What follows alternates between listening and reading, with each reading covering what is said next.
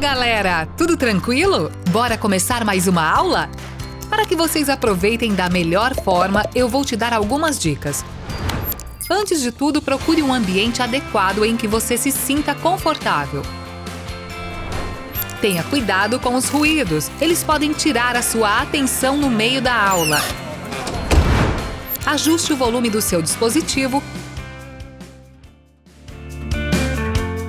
e dê preferência por ouvir o áudio pelo fone de ouvido.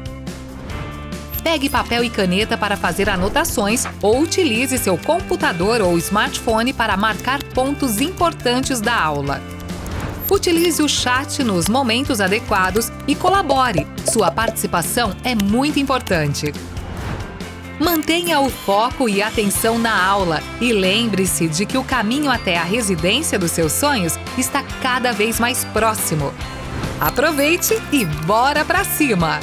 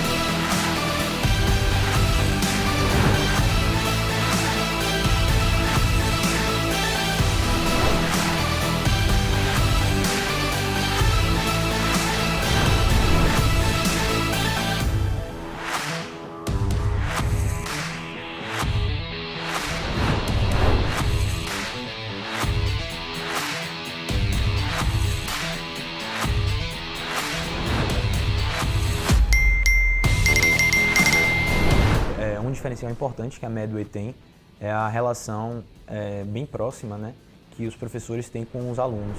Fazer o curso tirou muita angústia que eu tinha, facilitou muito a jornada, aí, no sentido de entregar alguns tópicos já que a gente precisa. Os professores estão sempre bastante presentes. A Medway me mostrou que eu poderia mudar a minha formação como médica e não só como concurseira naquela época. Então ela mudou meu mindset para que eu viesse preparada para São Paulo para ser uma grande residente, mas também uma grande médica no futuro.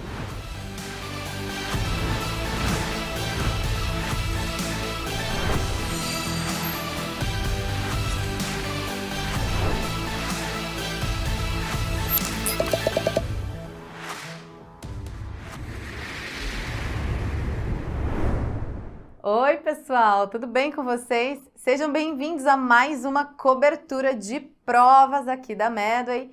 E hoje a gente vai falar das nossas apostas para a cirurgia geral no ENARE. E aí, como é que é essa prova no ENARE? Nos últimos 2 anos as questões foram muito diretas e sem imagem. Um casinho bem sucinto que foca na epidemiologia e na clínica.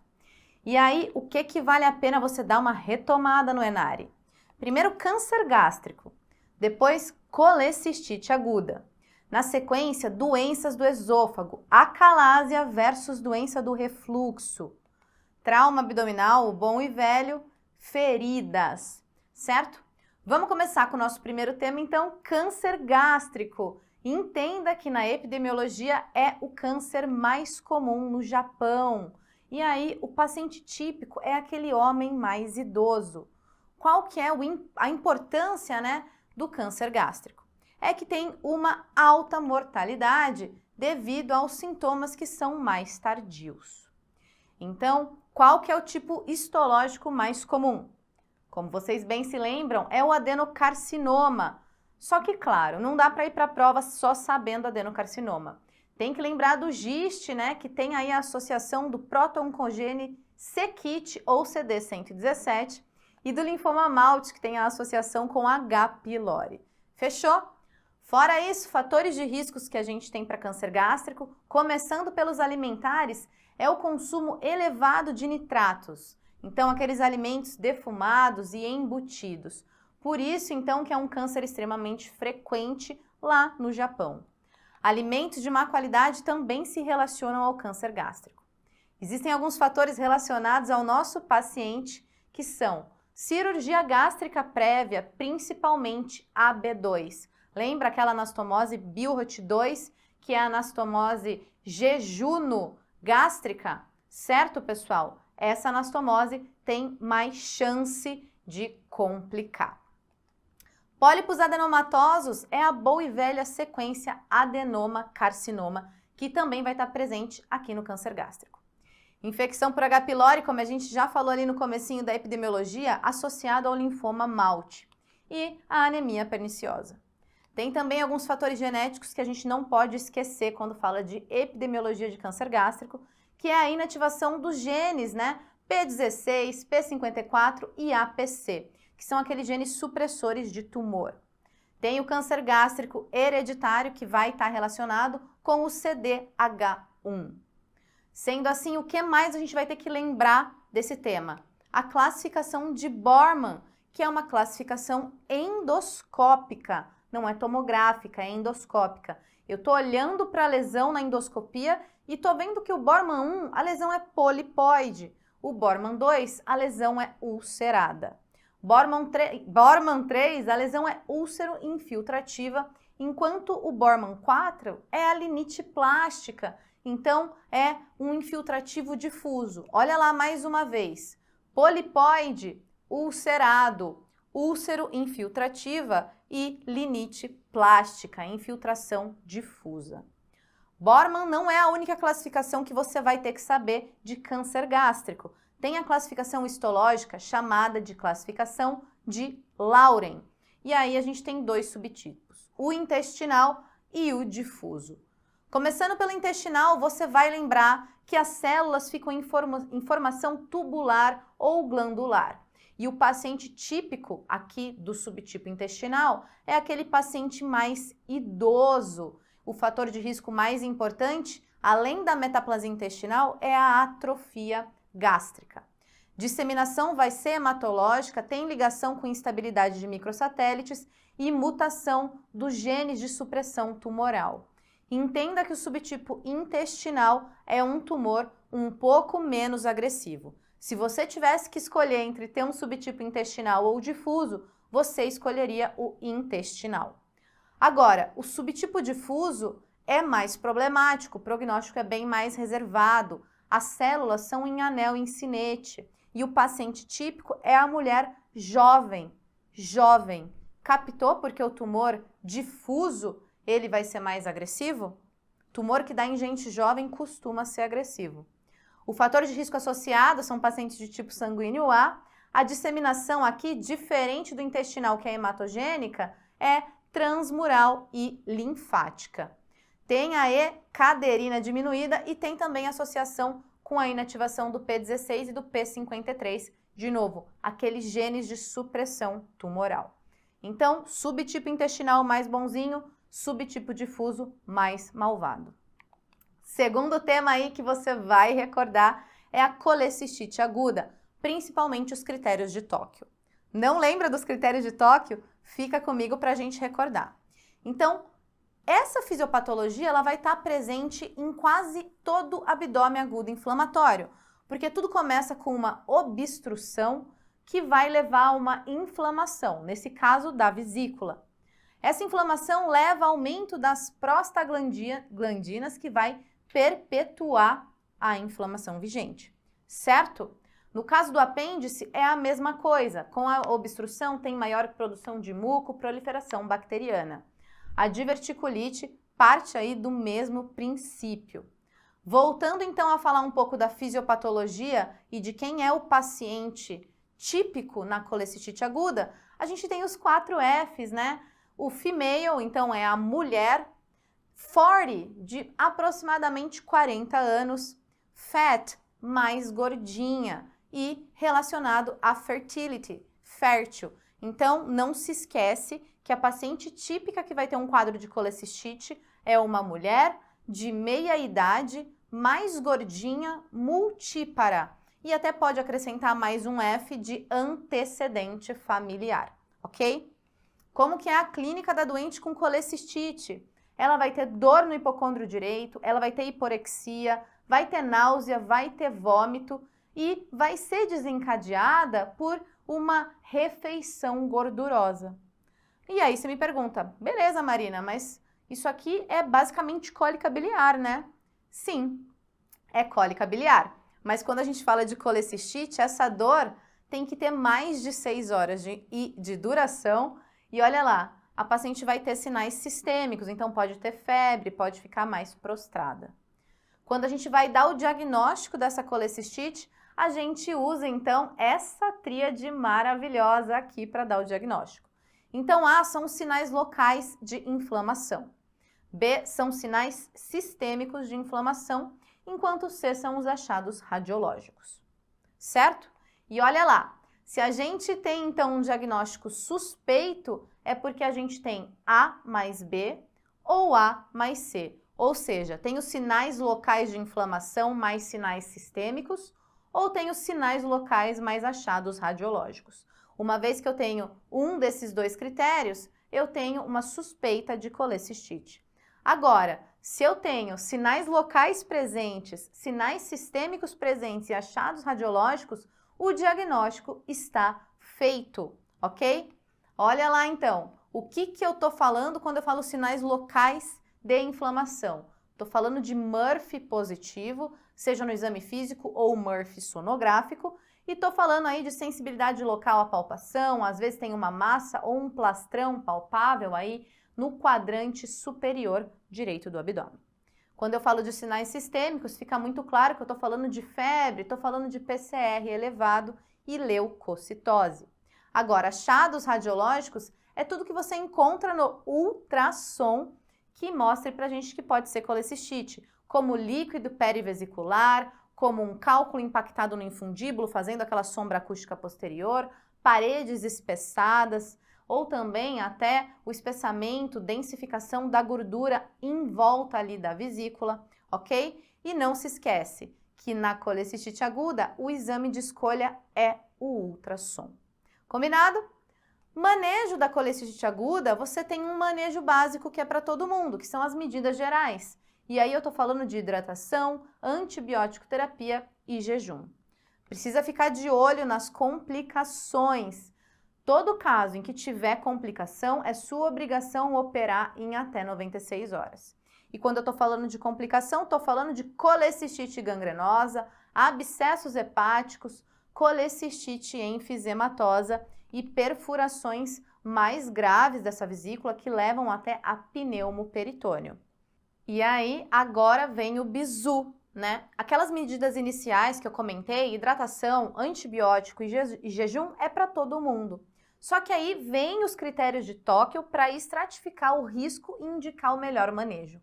Então, se eu tenho Tóquio 3, eu tenho um paciente que está muito grave, um paciente que está em sepse, que tem disfunção de órgãos. E esse paciente Tóquio 3, ele tem alguns fatores de pior prognóstico, que é disfunção hepática, ou seja, ele já está ictérico, está rebaixado, tem uma disfunção neurológica, tem disfunção respiratória, ventilando mal, precisando de suporte de oxigênio ou às vezes até mesmo intubado.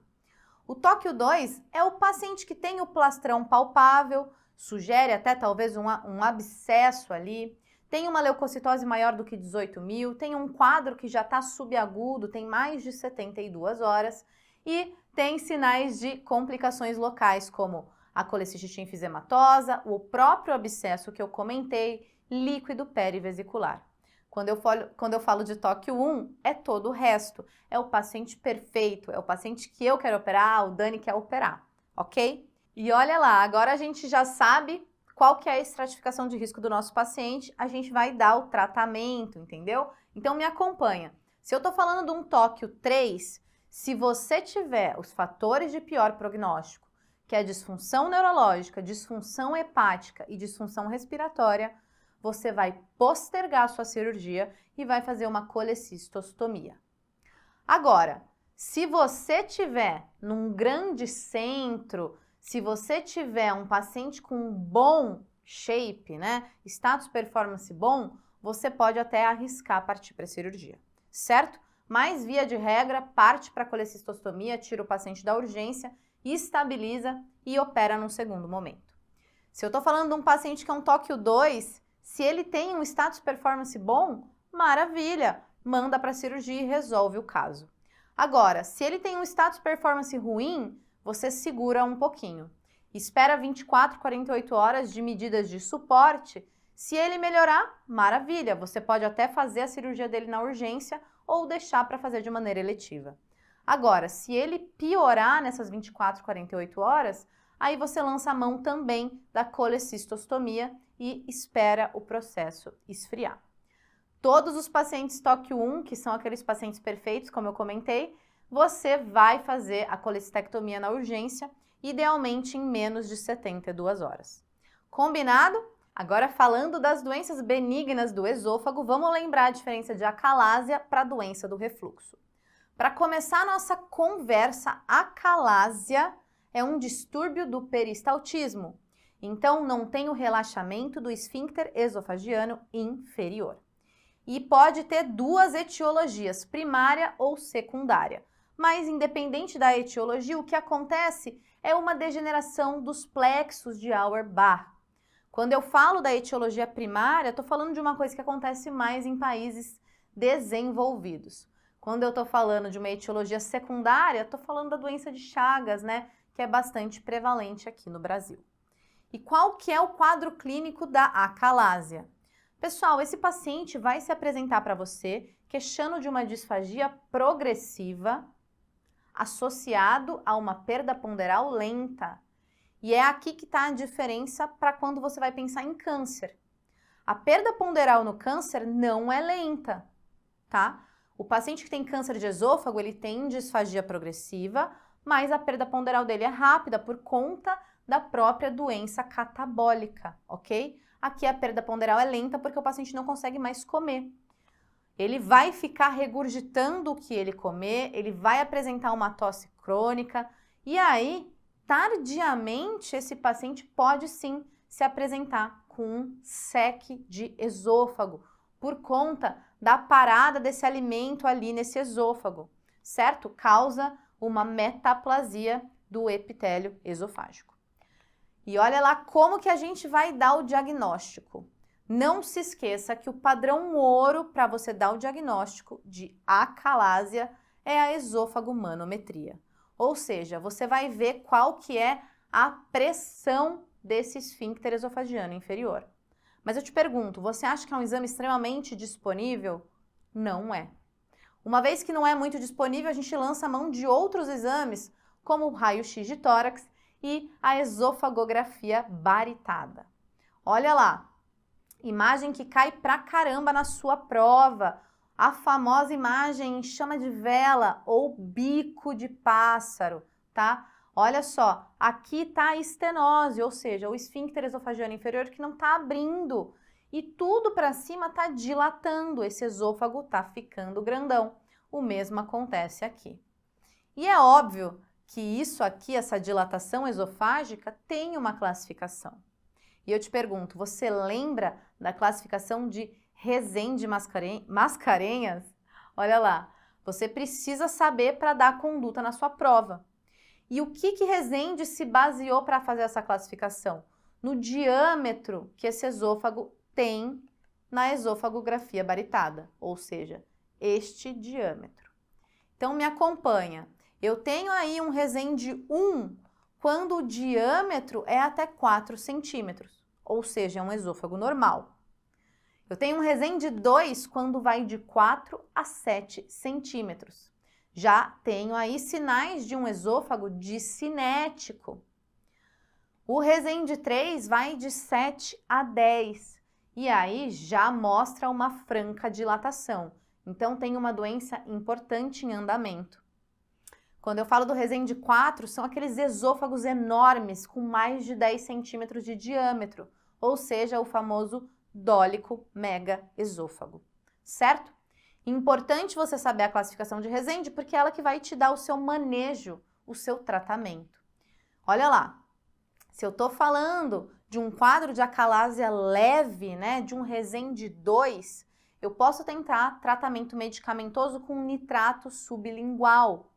Posso tentar tratamento medicamentoso com um bloqueador do canal de cálcio, como a nifedipina. Só que eles respondem muito mal. Então, grande parte das vezes a gente acaba indo para o tratamento cirúrgico.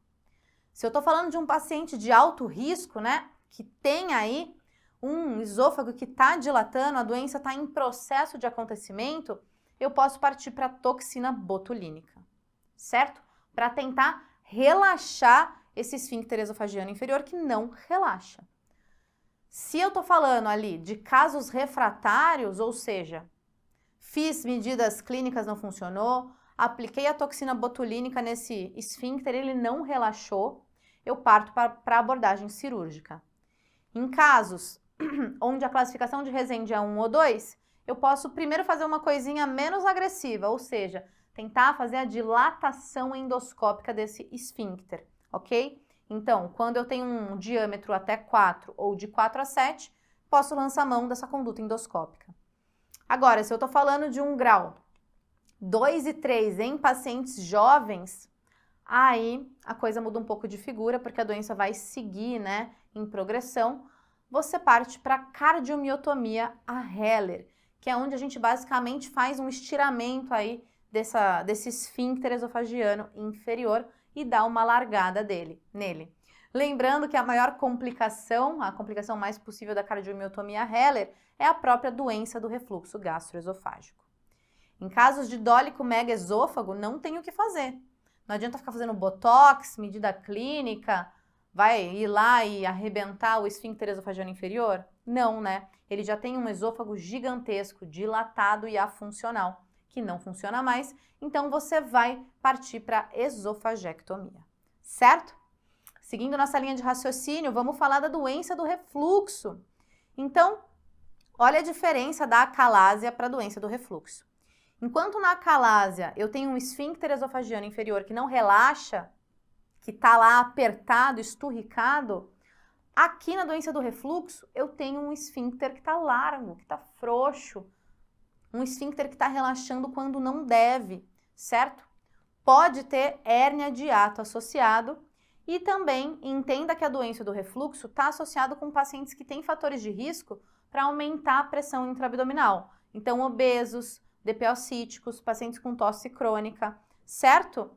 E qual que é o quadro clínico da doença do refluxo? Uma vez que eu falei que é um esfíncter esofagiano que está largo, que está frouxo, que não segura o conteúdo.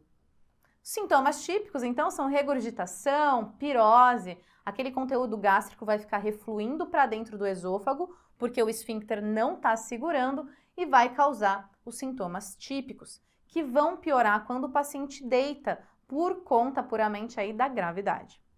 Quais são os sintomas atípicos que você tem que prestar atenção, porque muitos pacientes com doença do refluxo aparecem para você? Pacientes com tosse, porque ficam broncoaspirando aquela secreção, pacientes com rouquidão, pacientes com halitose, até mesmo dor retroesternal. Lá na acalásia, a gente chegou a comentar que o diagnóstico padrão ouro era através da esôfago-manometria. E aqui na doença do refluxo, como que é o diagnóstico?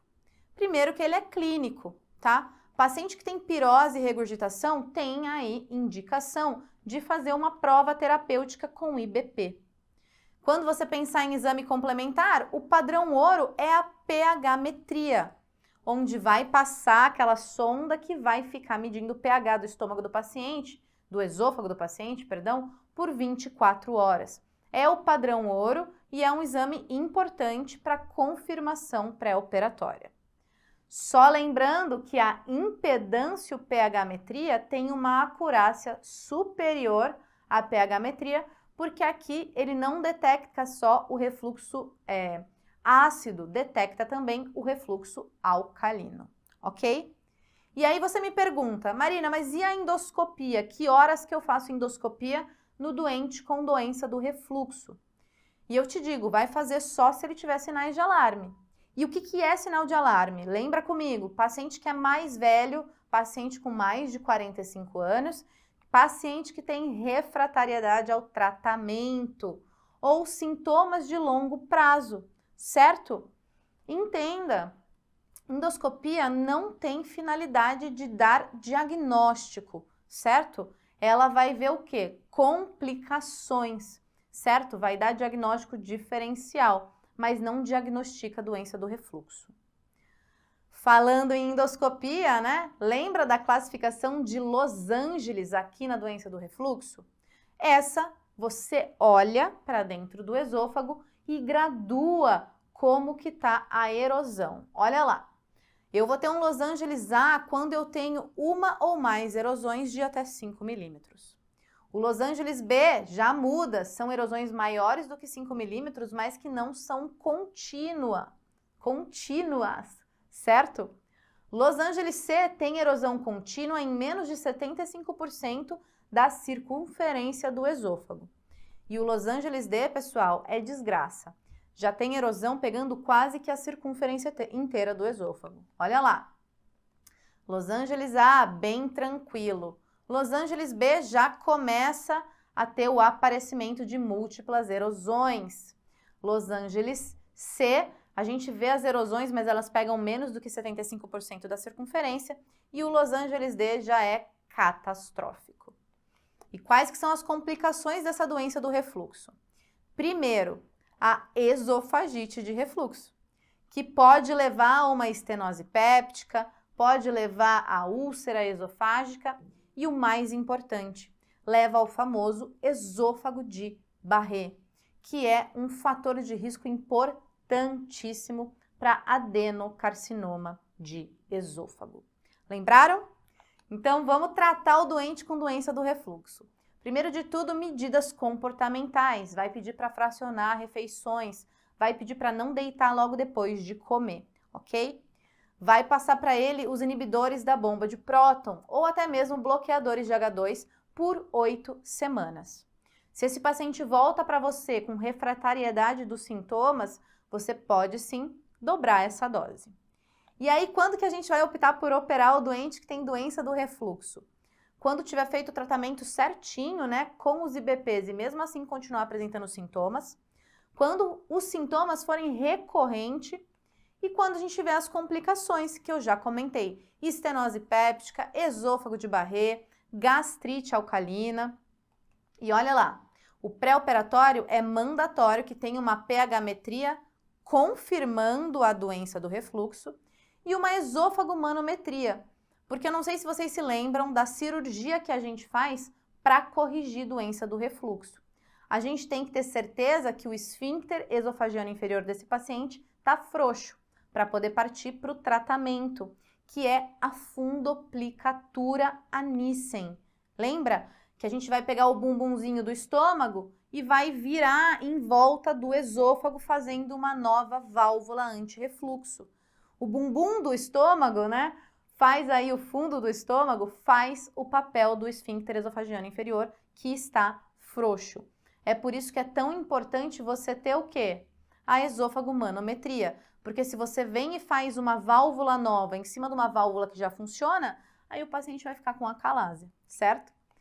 Podemos fazer também uma fundoplicatura parcial se o paciente tem uma desmotilidade esofágica associada. Em casos de obesidade, a indicação é o famoso bypass gástrico em Y de Roux, ok? Amarramos o conceito? Então vamos falar de trauma abdominal, muitos fluxogramas para a gente recordar. Quais são os órgãos mais acometidos no ferimento por arma branca? O primeiro disparado é fígado, né? Ó, lembra do movimento que o seu agressor faz quando tenta enfiar uma faca em você. Primeiro lugar, fígado, seguido de delgado, em terceiro lugar, diafragma. Quando eu tô falando de arma de fogo, FAF, não se esquece, né, do mecanismo. O mais acometido é delgado, seguido do cólon e depois o fígado. Ferimentos contuso é sempre baço. E olha o mnemônico para você não esquecer. Ferimento por arma branca é fígado. Então, furou é fígado. Ferimento por arma de fogo é delgado. Disparou é delgado. Ferimento contuso é baço. Bateu é baço. Combinado? Então, vamos falar um a um para a gente relembrar. Como já falei, arma de fogo é delgado em 50% das vezes. Disparo é delgado. São lesões de altíssima energia e não esqueça, quase 100% das vezes a conduta é laparotomia. Existem algumas bancas que têm uma tendência mais conservadora e traz aí em casos selecionados a gente observar o paciente. Mas é obrigatório que o exame físico seja confiável, que o doente esteja em estabilidade hemodinâmica e que na imagem não tenha penetração de cavidade, certo? Normalmente acaba sendo feita aí para lesão hepática ou renal de baixo grau, mas tratamento conservador, inferimento por arma de fogo é a exceção. A regra é a laparotomia. Agora falando do ferimento por arma branca, furou é fígado 40% das vezes, como a gente já falou. Agora, se eu tô falando de um ferimento por arma branca, né? Pá, ali no flanco, na região do dorso, eu preciso pensar em tudo que está no retroperitônio.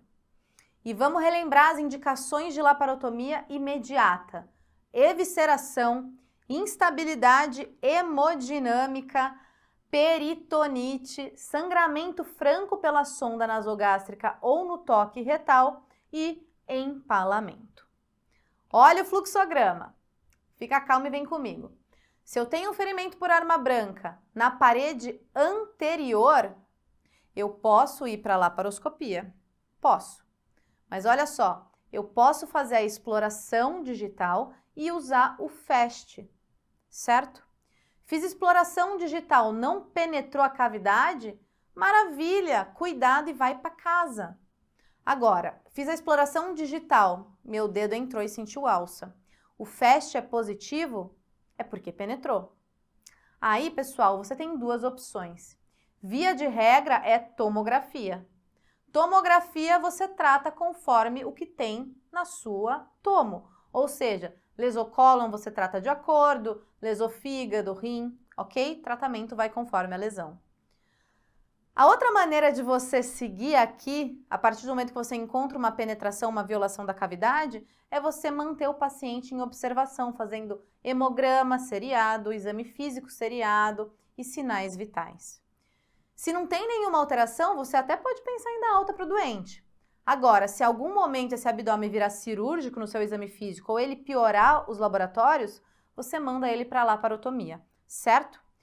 Aqui também tem a opção de você fazer uma tomografia ou de levar para a laparoscopia e entender melhor o que está acontecendo. Combinado? Diferente dos ferimentos aí por arma branca no dorso. Porque quando eu estou falando de dorso, uma tomografia simples não funciona. Eu tenho que fazer a tomografia com triplo contraste. EV, VO e retal, para enxergar todo o retroperitônio. Se ela estiver normal, mais do que bom, o paciente vai para casa. Se ela estiver alterada, você trata de acordo com a lesão que você encontrou, certo? Ferimento contuso, bateu, é baço, ok? Fique de olho sempre no mecanismo do trauma. Se eu estou falando de um cinto abdominal, tem mais chance de ter lesado o intestino delgado, o mesentério, certo? Fratura de chance, lembra? Agora, se eu estou falando do cinto de 3 pontas, você precisa pensar em abdômen superior, lesão de artéria inominada aqui em cima, de carótida subclávia. Quando eu estou falando do airbag que explode na sua cara, você vai lembrar de lesão de face, lesão no olho e até mesmo contusões cardíacas. Quando a gente fala de vísceras sólidas, é aquilo que eu falei, né? Bateu, é baço. Na sequência, fígado. E aí, como que eu vou me comportar frente a um ferimento contuso? Olha lá. O paciente está estável? Se ele está estável, o exame físico dele é confiável? É confiável. Maravilha, o FAST é positivo? Então vai para a tomografia e a gente trata de acordo com o que a gente encontrar.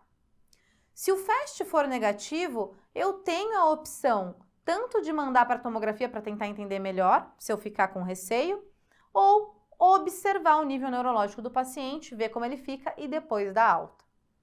Agora, se eu tenho um exame físico que não é confiável, obrigatoriamente ele vai sim para a tomografia. E aí, se for sem alteração essa tomografia, deixa ele em observação para avaliar nível neurológico e depois dar alta. Se tiver alteração, a gente trata de acordo com o que a gente achar. Beleza, mas e o paciente instável? Muito simples, é FAST, não é tomo. A gente já sabe disso. Se o FAST nesse doente é positivo, não tem o que fazer. FAST positivo, indicação de laparotomia. Se você tem algum outro foco que você identifica nesse momento, você trata.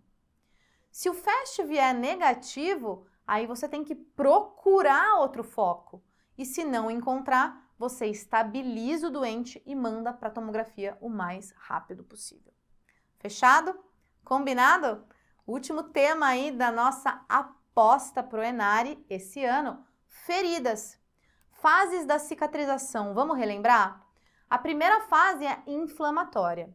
Na sequência, a gente tem a proliferativa e, por último, a maturação. Ok? Relembrou dos nomes? Agora vamos ver o que tem em cada fase. Olha só, a inflamatória é aquela que acontece nos primeiros 4 dias. E o que está rolando nesse momento? A ferida acabou de acontecer. Então, o corpo está tentando fazer o controle infeccioso e a hemostasia dessa ferida.